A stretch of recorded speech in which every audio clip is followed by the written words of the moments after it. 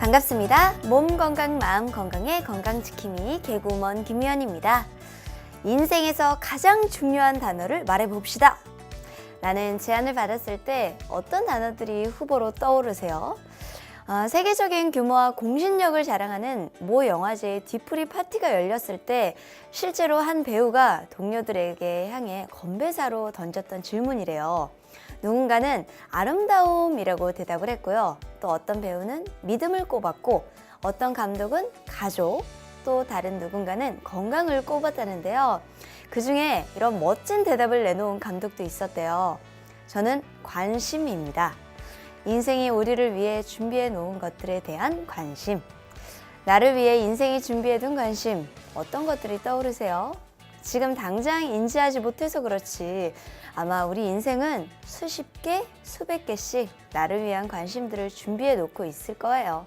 몸 건강, 마음 건강 오늘 순서 시작할게요.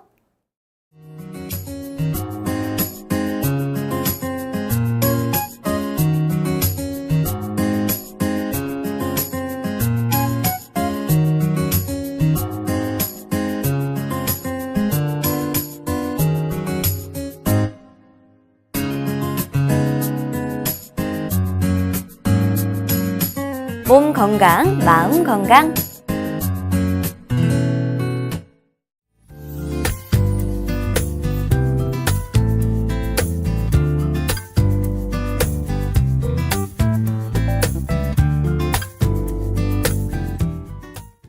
곽도원 원장님과 함께합니다. 원장님 안녕하셨어요. 네, 안녕하세요. 원장님, 지난 시간에 대상포진에 대해서 자세히 강의해 주셨어요. 네. 아무래도 면역력이 떨어져서 오는 질환인 만큼 본인의 생활 자세나 습관들을 좀 개선을 시키고 또 자신의 건강 상태를 항상 지켜봐야 된다, 이런 얘기 해 주셨어요. 네. 그래서 치료할 때도 좀 면밀히 해야 된다라는 말씀도 해 주셨던 것 같은데 네. 오늘은 또 어떤 미니 강의 준비해 주셨나요? 네, 오늘은 만성 피로에 대한 강의를 준비했습니다. 네. 이 직장인이고 연세 드신 분이고 뭐 자도 피곤하다, 쉬는데도 피곤하다 이런 분들 많이 맞습니다. 계시잖아요. 네. 근데 필요하다는 거는 다들 이렇게 느끼실 텐데 네. 만성 피로만큼이나 사람들이 잘못 알고 있는 것도 없을 것 같습니다. 맞는 것 같아요. 네, 오늘 그것에 대해 하나하나 말씀드리려고 합니다. 네, 사실 만성 피로라고 하면 다들 알긴 해요. 근데 이제 뭐 정확히 어떤 거다라고는 진짜 모르겠고 대부분 만성 피로라고 하면 힘들다, 좀 지친다, 좀 쉬고 싶다 이런 네. 얘기들을 하거든요. 뭔가 보충해야 된다, 예. 이런 식으로 많이 생각하시죠. 이런 말도 맞지 않나요? 네, 물론 그 말도 맞습니다. 네. 우선 일단 만성 피로가 뭐냐를 좀 잠깐 짚고 넘어가자면은 네. 이제 사전적인 정의만으로 보면은 쉬어도 피곤한 증상이 6개월 이상 지속되면은 이제 보통 우리가 만성 피로라고 얘기를 합니다. 네. 아니 제 주변에서도 좀 그런 분들은 참 많은 것 같거든요. 네, 주변에 참 많죠. 네. 그래서 많은 분들이 뭐 홍삼이나 뭐 비타민 예. 뭐 등등 건강기능식품 몸에 좋다는 것들 이렇게 막 많이들 찾으시잖아요. 맞습니다. 그리고 조금 제대로 치료해보고 싶다 이런 분들은 뭐 한의원 보약 같은 거 찾으시기도 하고요. 네. 근데 왜냐면 이 전통적으로 피곤하다, 힘이 없다 이러면은 몸이 허해서 그런다 네. 이렇게들 생각을 많이 하시기 때문에 그렇죠. 자꾸 그런 보조식을 찾게 되시는 것 같아요. 몸이 허해서 그런 증상이 오는 거 아닌가요? 그렇죠. 근데 이 몸이 허해서 그런다 다들 네. 생각을 하시죠? 네. 근데 재밌는 것이 이 만성 피로라는 게 단순하게 허해서 찾아오는 것만은 아닙니다. 이게 물론 이제 허해서 찾아오는 경우들이 가장 많긴 합니다. 네. 허하다는 거는 요즘 나 잘 먹는데 왜 몸이 허해 이렇게 생각하실 수도 있는데 첫째로 영양분들이 제대로 몸에 들어가지 않았을 때, 둘째로는 몸을 먹는데도 불구하고 내 몸이 좀 안 좋거나 약하거나 이러면은 제대로 몸이 그걸 받아들이지를 못해요. 그래서 몸이 허해지게 돼서 그럴 때는 보통 보약을 많이 쓰시죠. 네. 근데 이 정반대의 경우도 있다는 사실을 우리가 알아야 됩니다. 반대의 경우는 어떤 경우냐면은 네. 나는 뭐 일도 안 하고 집에서 하루 종일 쉬기만 하는데 너무 피곤해. 이런 분들이 있어요. 이런 얘기를 듣고선 내 얘기인데 이렇게 생각하시는 분들도 아마 꽤 되실 거예요. 네, 맞습니다. 네. 아니, 지금 얘기해 주셔서 언뜻 생각나는 건데 네. 이제 몸 건강, 마음 건강에 상담 문의를 많이 주시잖아요. 네네. 이런 분들이 있더라고요. 나는 뭐 그렇게 힘든 일을 하는 것도 아니고 집에만 있는데도 네. 왜 이렇게 힘든지 모르겠다라고 하시거든요. 그쵸. 이런 경우를 말씀하시는 것 네, 같아요. 맞습니다. 네. 근데 이런 분들이 또 내가 피곤하다 이러니까 아, 나는 더 쉬어야 돼. 네. 아니면은 뭐 또 뭐 보약을 먹어야 돼. 그렇죠. 이렇게 생각을 하시는데 네. 이 경우는 완전 다른 경우입니다. 이런 분들 특징을 보면은 집에 있으면 피곤한데 친구랑 같이 백화점 쇼핑하면은 아유, 막 안 기운이 나요. 네, 저도 지금 당장 안 피곤해지려고 하는데요. 예. 그래서 이런 분들은 이제 허약증이라기보다는 기체증이라고 해서 몸이 순환이 안 되는 분들이에요. 그래 이럴 때 자꾸만 뭘 억지로 몸에 쑤셔 넣으면은 더 순환이 막히게 되기 때문에 오히려 몸을 순환시켜주는 약을 복용을 하셔야 됩니다. 뭐 대표적인 이제 한약으로 예를 들면은 뭐 이진탕이라든지 네. 뭐 곽향정귀산이라든지 그런 약들이 있습니다. 그렇군요. 그러면 원장님 말씀은 네. 이게 만성 피로라고 하는 것이 몸이 허해서 오는 경우도 있지만 기운이 잘 돌지 않아서 네. 오는 경우도 있다는 말씀인가요? 네, 그렇습니다. 근데 그 외에도 네. 이 만성 피로라는 거는 참 우리가 피곤하다 이 하나로만 보시는데 네. 엄청나게 많은 원인들이 있습니다. 그래서 우선 알아야 될 것이 이 많은 원인들이 있고 또 만성 피로는 절대로 이 피로 하나만 혼자서 오지 않는다는 걸 우리가 알아야 돼요. 그렇군요. 반드시 동반된 어떤 증상들이나 네. 아니면은 다른 질환과 함께 오게 돼요. 뭐 예를 들자면은 뭐 갑상선 뭐 기능 저하증이라든지 네네. 아니면 뭐 암 치료 받고 계신 분 좀 심각한 분들은 그런 분들도 있고 네. 작게는 뭐 위염이라든지 아니면 뭐 어깨가 뭐 아픈 분들, 네. 뭐 오십견 이런 분들이 있으면은 뭐 어깨가 아픈 게 너무 신경 쓰여서 피곤하다고 이렇게 예를 들어 얘기를 해요. 네. 근데 사실 이게 단순히 신경 쓰여서 피곤하다기보다는 이런 통증이나 질환들 자체가 우리 몸을 또 피로하게 만드는 것도 있어요. 그래서 그런 분들은 우선적으로는 그 질환을 치료를 해야 되고 또 그 외에도 검사상 나타나지 않는 각종 불편감들을 갖고 계신 분들은 네. 반드시 이거랑 연관을 해서 같이 치료를 해 주어야 됩니다. 그렇군요. 말씀을 듣다 보니까 만성 피로라고 하는 것이 원인을 한 가지만 가지고 있는 것이 아니고 네. 다른 질환을 또 통해서 올 수도 있는 거기 때문에 굉장히 다양할 것 같거든요. 네, 그렇습니다. 원인들에 대해서 좀 얘기해 주시면 좋을 것 같아요. 네, 원인으로는 뭐 나열하자면 엄청나게 많은 네. 원인이 있겠지만 오늘은 이제 가장 주요한 원인이 되는 9가지에 대해서 우선 말씀을 드리려고 합니다. 그렇군요. 우선 간략히 설명을 드리면은 네. 첫 번째로 식습관과 관련된 만성 피로가 있고 두 번째는 뭐 많이들 아시겠지만 술 마시는 거 상당히 많죠. 네. 그리고 세 번째로는 우리가 많이 아는 것처럼 일을 많이 하는 거 그래서 오는 만성 피로 있겠죠. 네. 그 네 번째가 참 재밌습니다. 마음을 많이 써서 오는 그러니까 우울하거나 스트레스 받거나 해서 오는 만성 피로도 상당히 많이 있습니다. 그렇군요. 그리고 다섯 번째 나머지 것들 이제 모두 쭉 말씀드리자면은 네. 이제 몸의 오장육부와 관련돼서 오는 것들이 있는데 간 그리고 우리 심장 그리고 비위계통 그리고 폐 그리고 신장계통 이런 쪽이랑 관련돼서 오는 간신비폐심. 그쵸. 네. 그게 약해서 오는 만성 피로가 있습니다. 오늘 그렇군요. 이거를 이제 하나하나 네. 차근차근 설명드릴 건데 네. 이 방송 듣는 분들은 이제 본인이 어떤 유형에 해당되는지 이렇게 체크를 해보면. 체크해보면서 들어보시면 재밌을 것 같습니다. 그렇군요. 그럼 첫 번째 식습관 네. 어떤 건가요? 네, 첫째로 식습관이 좋지 못해 생기는 만성 피로입니다. 네. 이제 요즘 같은 경우는 옛날에 그 전쟁 나서 막 먹을 거 없고 이런 그렇죠. 시절에 비하면은 허에서 오는 경우보다 이 식습관 때문에 오는 피로가 상당수 늘어났어요. 많이 먹어서 그런 문제가 된다는 거네요. 그렇죠. 오히려 네. 많이 먹어서 만성 피로가 되는 경우입니다. 예. 이럴 때는 보약이 아니고 오히려 이 복부 순환을 도와주는 약을 찾아야 돼요. 그렇군요. 이런 경우가 대표적으로 절제되지 못한 식습관을 하는 분들. 네. 아침은 굶고 뭐 밤에 많이 먹고 예. 먹고 나면 자꾸 눕고 그런 분들이 있고 두 번째로 위장 기능이 원래 약한 분들 있죠. 그런 분들은 조금만 먹어도 자꾸 체하고 그렇죠. 뭐 탈나고 이런 게 반복되다 보니까 이게 몸의 피로로 이어지는 거예요. 그래서 이런 분들 같은 경우는 아까 말씀드린 그런 네. 식으로 치료를 하게 되는데 네. 일례로 한 여성분이 있었어요. 네. 그분 같은 경우 너무너무 피곤하다고 해서 찾아오셨는데 좀 진찰하다 보니까 다른 부위에 비해서 배가 좀 많이 나오신 거예요. 이제 젊은 여성분인데도. 네. 그래서 얘기를 잘 들어봤더니 평소에 아침 식사를 이제 회사 출근해야 되니까 매번 걸으시고 이제 밤에는 계속 야식을 드시고 먹고 나면 또 바로 주무시고 이런 짓을 하는 거예요. 근데 아침 일어나면 너무너무 피곤하시대요. 당연하죠. 왜냐면은 우리 몸이 밤에 잘 때 좀 쉬어줘야 되는데 먹을 게 든 상태로 잠을 자게 되면 제대로 쉬지를 못해요.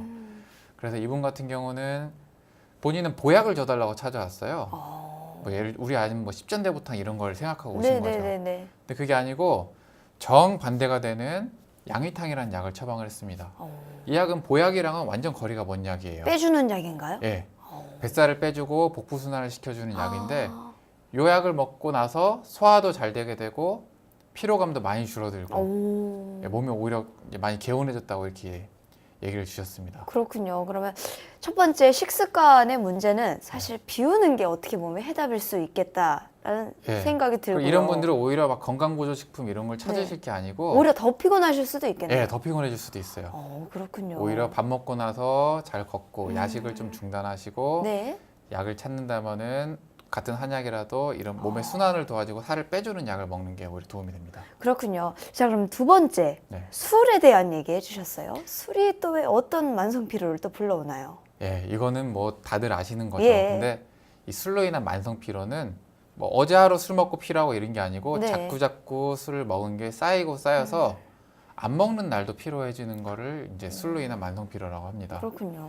이제 그걸 우리는 흔히 말하길 주독이 쌓였다고 얘기하죠. 근데 주독이라는 건 알코올이 몸에 누적됐다기보다는 이제 술로 인해서 몸이 망가졌다는 표현으로 보시는 게 옳습니다. 그렇군요. 그리고 한 환자분 같은 경우에 이제 50대 남성분인데 술을 거의 매일 드신대요. 그런데 그러다 보니까 안 먹는 날에도 너무 힘들다고 해요. 근데 직장 때문에 술을 안 먹을 수는 없고 힘들어 죽겠는데 이걸 해결을 해달라고 왔어요. 이분도 마찬가지로 보약을 찾아오셨어요. 근데 이분 같은 경우는 보약이 아니고 술독을 풀어주는 약을 드려야지 오히려 만성 피로가 풀립니다. 그래서 술독을 풀어주는 약인 대금음자를 처방을 했는데 그리고 이거를 복용하고 나니까 이제 술 먹고 난 다음 날 자고 나서 훨씬 개운하시고 그리고 술도 좀 더 빨리 깨시고 피로감도 훨씬 덜 하시다고 이렇게 얘기를 주셨습니다. 술과 멀리 돼야 되는 그러니까 안 먹는 게 제일 좋긴 하지만 그게 어쩔 수 어렵죠. 없는 분들이 아무래도. 있죠. 그럼 이제 세 번째로 또 얘기해 주셨던 게 너무 많이 써서 몸을 너무 많이 써서 피로가 오는 경우 이분은 정말 많이 썼기 때문에 피로가 누적된 게 아닌가 이런 생각이 드는데요. 네, 맞아요. 세 번째는 사실 우리가 전통적으로 알고 있는 만성 피로의 원인이랑 이제 거의 근접한 거라고 볼 수 있는데요. 뭐 막노동하는 분들, 뭐 식당 일이나 아니면 뭐 청소일 하시는 분들, 아니면 뭐 새벽에 또 일하시는 분들은 그렇죠. 뭐 하루 종일 일하시는 분들도 있고 그런 분들은 진짜로 몸이 허해지게 됩니다. 그리고 또 신혼부부분들, 그런 분들도 이제 이런 종류의 만성 피로가 올 수 있는데, 그럴 수 있군요. 그렇군요. 이런 경우를 이제 노력상이라고 해서 몸을 많이 써서 오는 만성 피로다 이렇게 얘기를 합니다. 이런 분들 같은 경우야말로 진짜로 보약을 써야 되는 경우예요. 그래서 대표적인 약으로 뭐 보주익기탕이나 뭐 이기승향탕 뭐 이런 약들을 쓰게 됩니다. 그리고 뭐 녹용이 들어간 약들도 이런 분들한테 잘 맞죠. 그 식당 일을 너무 많이 하다 보니까 힘들다고 얘기하면서 보약을 짓고 싶다고 온 한 여성분이 계셨어요. 그분 같은 경우에는 일도 너무 많이 하셨고 거기다 나이가 50세 정도였었는데 그러다 보니까 갱년기 증상이 같이 겹쳐버린 거예요. 근데 여성분들 갱년기 오면 또 그 자체로도 힘드시거든요. 그래서 이 몸을 보충해주는 힘든 일 한 거를 보충해주는 것과 갱년기를 치료해주는 거를 같이 고려를 해서 이 쌍화탕이라는 약을 처방을 했더니 이 땀 많이 나고 뭐 열 올랐다 내렸다 하는 것도 많이 좋아지시고 똑같이 일할 때도 훨씬 더 한결 더 편하다고 얘기하셨던 경우가 있습니다. 다행이네요. 자, 그러면 이제 네 번째인데요. 마음을 많이 쓰고 또 이제 스트레스를 많이 받고 이런 경우에 만성 피로랑 연관이 있나? 이런 생각이 들거든요. 한편으로는 그럴 수도 있겠다라는 생각도 들고요. 이거에 대해서 좀 설명해 주세요. 우리가 신경 많이 쓰면 피곤하다는 건 사실 다들 알고 있을 거예요. 근데 이런 경우에도 나 피곤하니까 이 피곤하다는 결과만 보고 쉬어야 돼. 좋은 음식 먹어야 돼. 이렇게들 생각을 하시는데 이 경우도 앞서 말한 음식으로 인해서 몸이 피로해진 것과 마찬가지로 좀 우리가 전통적으로 생각하는 만성 피로와는 좀 반대로 생각을 하셔야 돼요. 이런 분들은 오히려 좀 그냥 쉬기보다는 네. 뭐 재밌는 뭐 놀이를 찾으신다든지 아니면은 운동을 해주신다든지 재밌죠? 필요한데 오히려 더 움직여야 된다고 네. 하니까 네. 그러면서 생각을 없애주는 뭔가 활동을 자꾸만 하시는 게 도움이 됩니다. 머리를 좀 단순하게 식혀야 되는군요. 네. 이 노심상 이런 경우를 노심상이라고 얘기를 해요. 네. 마음을 피로하게 해가지고 몸이 상했다 이렇게 얘기하는데 어떻게 보면 가장 어려운 경우예요. 그렇죠. 이제 몸을 쓰는 경우는 우리가 막 옛날에 그 영화에나 나오는 그 노역장에서 이런 노예가 아닌 이상은 네. 힘들어 죽겠으면 어쩔 수 없이 쉬게 돼요. 근데 마음은 안 혼자서 되죠. 그쵸 뭐 생각이 어떤 힘든 일이 있으면은 꼬리에 꼬리를 그럼요. 물고 뭐 혼자서 뭐 성백채도 지을 수 있고 네. 그렇기 때문에 해결이 잘 안 되죠. 끝이 없어요. 네. 마음이라는 건 정도가 없기 때문에 맞습니다. 어떻게 보면 가장 어려운 경우입니다. 그래서 이제 조기부터 치료를 하는 게 가장 중요하고 우리 흔히 암도 스트레스로 인해 생긴다고 하잖아요. 네, 맞아요. 그러니까 가볍게 여기지 말고 마음을 편하게 하는 치료를 이제 받는 것이 중요합니다. 뭐 대표적인 약으로 뭐 우리 알고 있는 우황청심환이라든지 막 큰 스트레스를 받거나 네. 아니면 좀 뭔가 긴장할 일이 있으면 우리 우황청심환 먹잖아요. 그렇죠. 이외에도 좀 예민한 분들, 뭐 귀비탕 이렇게 마음을 편하게 해주는 약들이 있습니다. 그리고 단순하게 이런 커다란 스트레스가 아니고 네. 나 내일 출근하기 너무 싫어. 사는 게 너무 재미가 없어. 예. 이런 분들도 이런 노심상으로 인한 스트레스를 이 만성 피로를 만들어요. 일례로 백화점 일을 하느라고 너무 피곤하다고 찾아온 한 여성분이 계셨었어요. 네. 근데 이분 같은 경우는 일을 해서 피곤하다고 생각하는 분이었었는데 네. 제가 진찰해 보니까 일을 해서 피곤하다기보다는 이 직장 일에 대한 이 지루함 그리고 또 성격 자체가 워낙 이런 마음적인 상처를 받기 쉬운 체질이었어요. 그래서 이분 같은 경우도 뭐 거의 하루에 뭐 10시간 이상을 일하는 분이었음에도 아휴. 보약을 제가 처방해 드린 게 아니고 네. 이 마음을 편하게 해주는 약인 곽향정기산이라는 약을 처방을 해줬어요. 전혀 보약이라는 반대되는 약이에요. 그렇죠. 예. 그런데 요거를 복용하고서 생각보다 빨리 좋아지셨는데 어. 이 보름치 복용하고 나서도 내 몸이 훨씬 가벼워지고 어머나. 예, 아침 일어나는 게 훨씬 편하다 이렇게 얘기를 하셨던 경우가 있습니다. 이런 사례들을 보면은 네.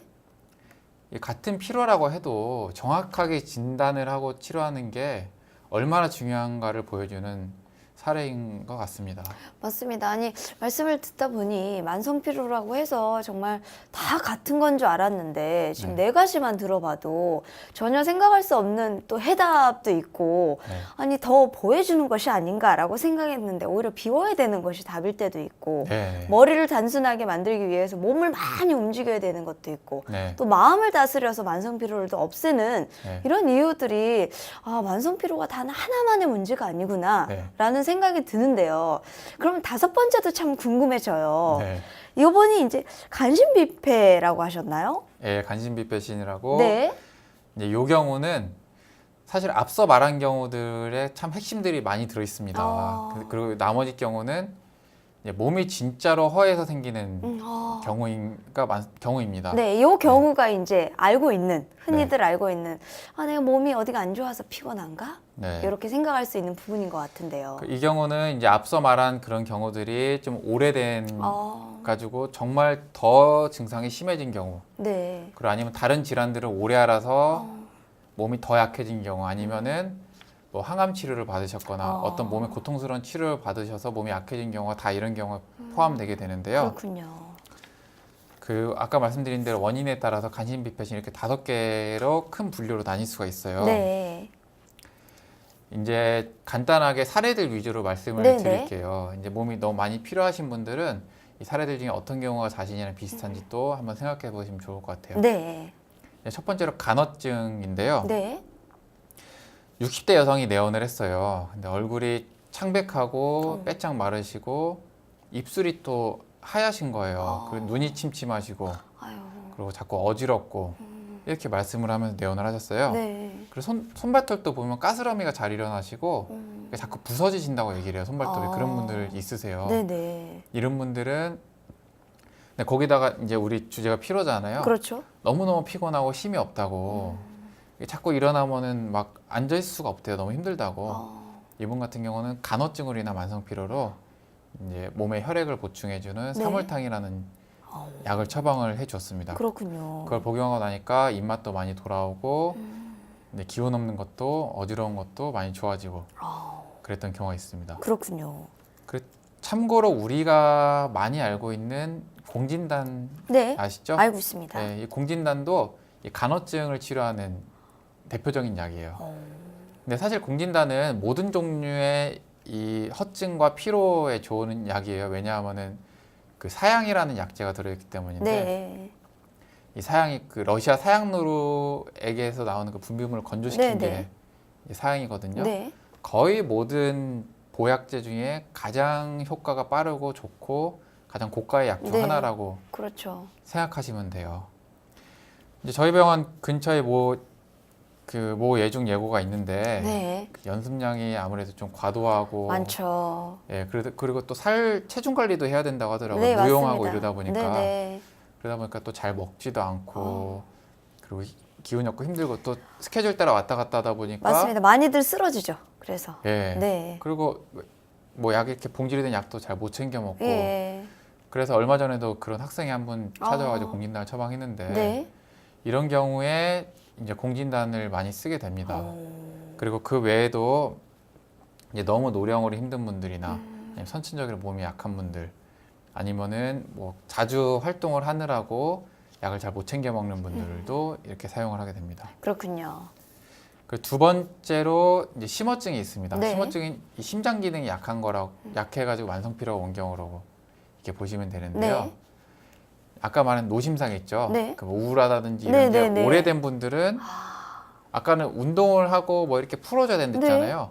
근데 이게 오래되면은 진짜로 몸이 허약한 증상으로 바뀌게 돼요.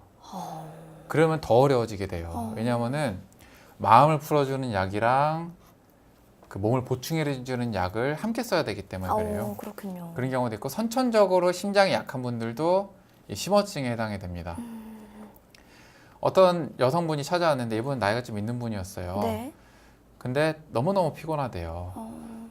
근데 어릴 때부터 가슴이 잘 두근거리고 막 겁이 많고 하루 종일 이제 근심 걱정이 끊이질 않는 거예요. 그런데 이게 이어지다 보니까 이제 나이가 들어서도 계속 그런 것 때문에 피곤한 거예요. 뭐 자녀 네. 걱정. 이 그렇죠. 생각이 꼬리에 꼬리를 무는 거예요. 네. 아무것도 아닌데. 근데 그러면서 몸이 피곤해지는데 피곤할수록 또 더 예민해지고. 그렇죠. 그래서 이분 같은 경우는 심장을 좋게 하고 생각을 줄여주는 약인 귀비탕을 처방을 했습니다. 이 약을 먹고 나니까 깜박깜박하던 것도 많이 좋아지시고 마음도 많이 편해지시고 잘 그랬다고 됐네요. 그래도 다행이네요. 참. 네. 자, 그럼 이제 다음으로는 비위 네. 쪽인가요? 네. 네. 다음으로는 이제 그 소화기계통이 안 좋은 것이 오래되어 생기는 이제 만성 피로입니다. 네. 이 케이스는 이제 위암 수술을 하고 나서 이제 위 부분 절제를 하고 나서 너무 입맛이 없고 또 힘이 없으니까 자꾸 먹고는 싶은데 네. 들어가진 않고. 음식은 들어가진 않고 네. 그렇다고 해서 찾아오신 분인데 또 위암 수술 후에 보충해주는 또 약이 따로 있습니다. 네. 삼정백춘산이라는 약을 처방을 해주는데 그 약을 먹고 나서 입맛도 많이 돌아오고 네. 살도 올라오고 그랬던 경우가 있습니다. 그렇군요. 자, 이제 네 번째인가요? 네. 네. 네 번째로는 이제 폐가 안 좋은 분들의 만성 피로라고 생각하시면 됩니다. 어떤 환자분이 찾아오셨는데 그분도 60대 남성분이었어요. 네. 감기가 걸린 줄 알고 처음에 감기약을 이제 계속 처방받아서 먹었대요. 네. 근데 그 감기가 2달째 안 떨어지는 거예요. 그래서 너무 안 떨어진다고 이 감기 좀 해결해 달라고 해서 오셨어요. 네. 근데 진찰해 보니까 감기가 아니고 이 폐허증에 속하는 거예요. 네. 알고 봤더니 거의 한 6개월, 7개월 전부터 몸이 너무너무 피곤하고 힘들었대요. 근데 그러던 와중에 이 감기 기운 같은 게 또 생긴 거예요. 애초부터 이분은 감기가 아니었던 거예요. 그러네요. 이런 폐허증 같은 경우도 감기 유사 증상이 생기기도 합니다. 그래가지고 제가 진단을 내리고 감기약이 아니라 네.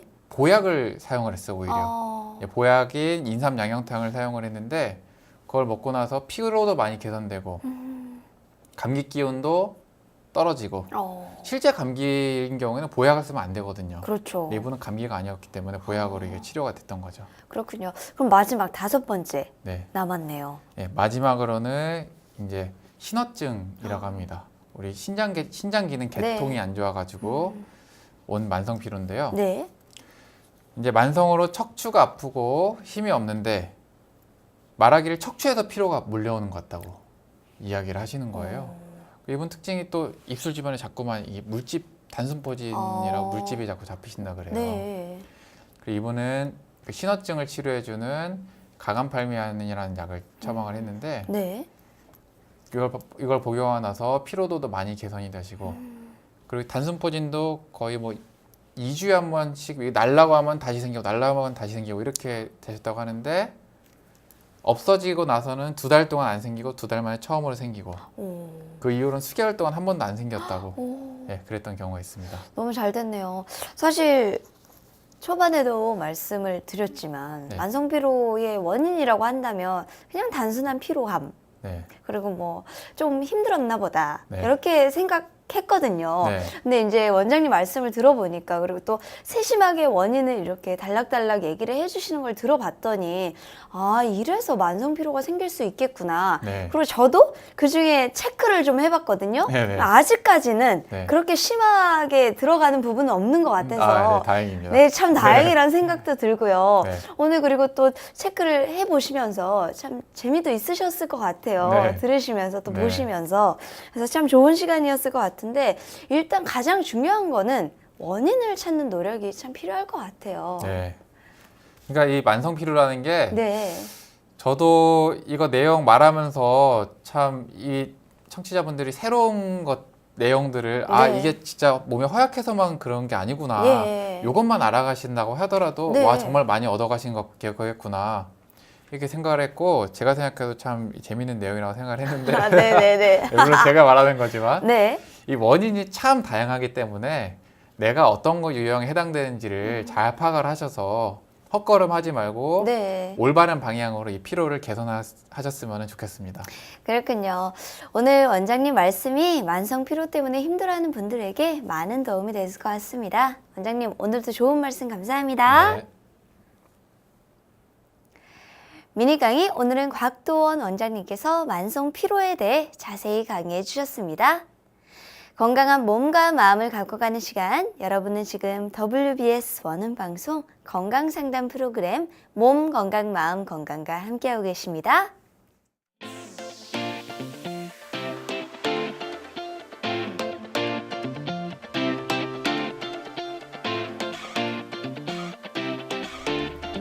위클리 건강 캠페인 여기서 듣고 저기서 듣고 우리가 알고 있는 건강 상식과 정보 중엔 잘못 알고 있거나 사실과 다른 경우가 있죠. 아리송한 건강 상식은 제대로 짚고 넘어가 봐야겠죠.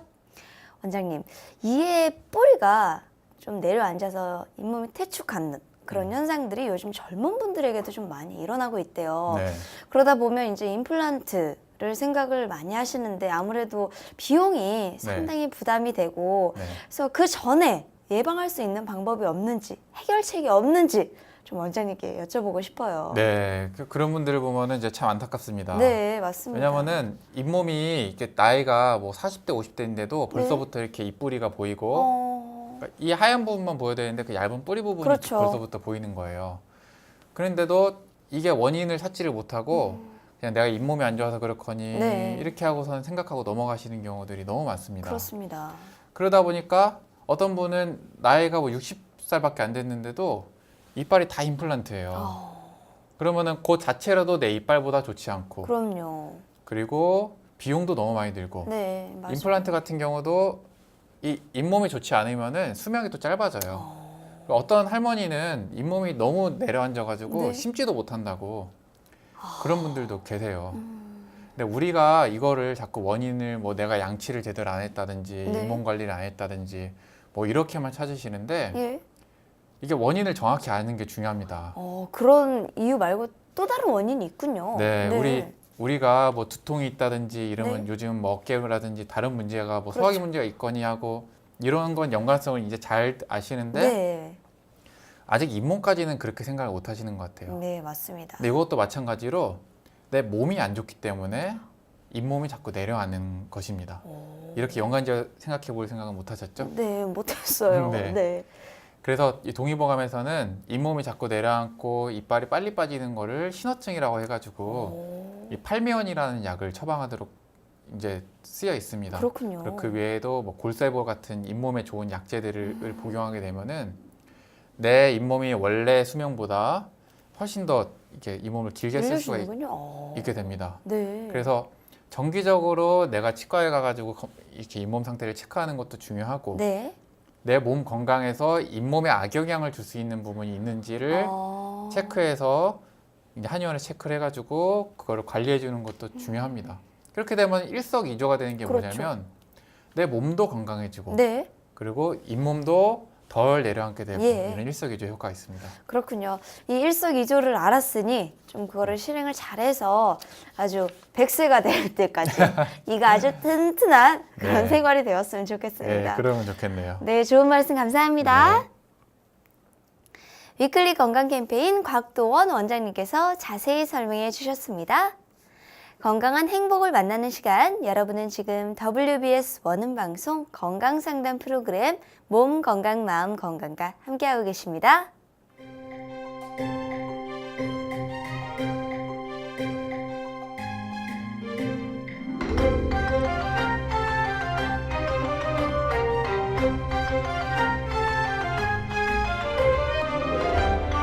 날이면 날마다 찾아오는 시간이 아닙니다. 약이 되고 복이 되는 꿀 같은 건강 정보를 만나봅니다.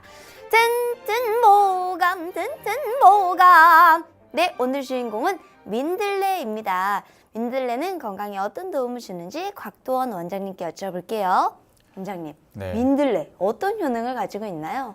네, 민들레는 우리가 들판에서 네. 어릴 때부터 흔히 보던 거죠. 그렇죠. 이렇게 막 씨앗 생기면 후 불고 이렇게 놀기도 맞아요. 하고. 이 민들레는 약재명으로 포공형이라고 얘기하는데요. 이게 가장 유명한 효능은 바로 네. 이 어머니들 전몸살을 치료하는 게 가장 유명한 효능입니다. 그래서 그렇군요.